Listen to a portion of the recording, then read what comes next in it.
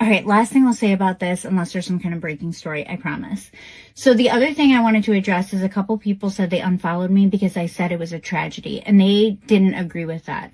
And I want to explain really quickly that even if you didn't agree with his views, why it's a tragedy, the video, like the close-up video that a lot of us have seen now, was shared by tens of thousands of children. And I mean literal children. It was shared on buses all over the United States. So you had 10, 12, 13-year-old kids sharing and re-watching over and over someone being assassinated. Now, I'm not an expert, but I would venture to say that watching something like that is different than seeing it in movies or playing video games. I would say that that has to do something to their developing minds.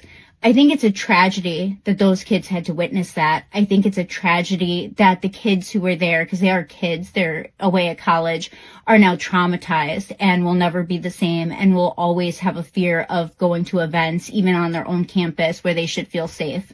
I think it's a tragedy his kids will someday have to see that video. I think it's a tragedy that marginalized communities are going to be blamed for it. I think it's a tragedy that people who, if you want to say, are on the right side of history, if you didn't agree with him, will now be afraid to speak out of fear of retaliation or that the same thing could happen to them. It silences people for sure. And I think it's a tragedy that these things are happening in the United States every single day. So even if you can't empathize or feel bad or feel like it's a tragedy because someone lost their life, there are so many more people impacted than just him that I think it's safe to say that it's a tragedy, regardless of how you felt about him as a person or human being.